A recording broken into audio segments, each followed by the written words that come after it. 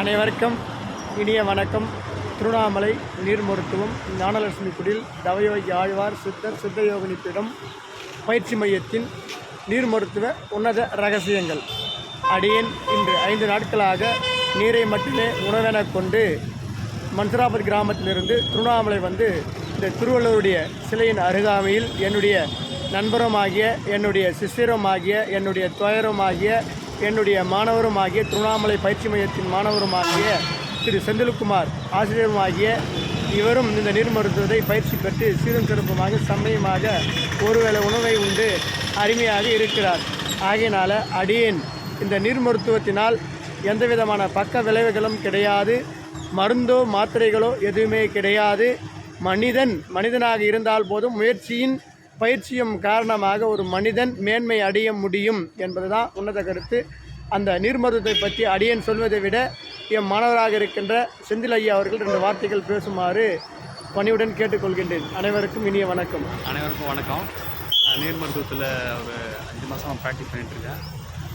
ஐயாவோட இனியன் ஐயாவோட ஆசீர்வாதத்தாலையும் நம்ம மன்சராபத் ஐயாவோட வழிகாட்டுதலையும் செஞ்சிட்ருக்கேன். நல்லா போயிட்டுருக்கு. ஒரு வேளை உணவு தான், மீதி 2 வேளை வந்து ஏதாவது மாதிரி ஜூஸ் இல்லை வந்து லெமன் ஜூஸ் அதுமாரி எதாவது சாப்பிட்டு போயிட்டுருக்கேன். நல்லா இருக்குது, உடம்பு சுறுசுறுப்பாக இருக்குது, ஆரோக்கியமாக இருக்குது. முன்னாடி இருந்த நோய்கள்லாம் இப்போ காணாமல் போயிடுச்சு.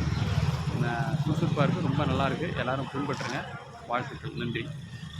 தேங்க்யூ. அனைவருக்கும் நீர் மருத்துவனுடைய சார்பாக இந்த வீடியோவை பகிர்ந்து நலமுடன் வாழ மனிதனாக வாழ வேண்டும்.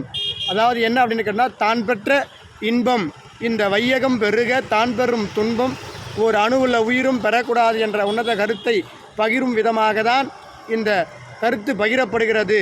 இந்த நீர் மருத்துவத்தில் அனைத்து நோய்களையும் விலக்கி மனிதன் நிலைத்து வாழ வேண்டும், மரணமில்லாத பெருவாழை பெற வேண்டும், பிராணதேகம் பெற வேண்டும் என்றால் கூட உடலை சுத்தம் செய்ய தானாகவே பிராண நிலைக்கு நாம் மாறிவிடுகிறோம் என்பதுதான் உன்னத கருத்து. அனைவருக்கும் வணக்கம். தேங்க்யூ. மிக்க மகிழ்ச்சி.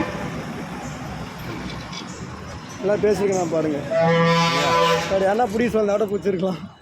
நீங்கள் நல்லா தான் பேசுகிறீங்க. எனக்கு அப்போ வீடியோ இல்லையா நல்லா பேசுங்க.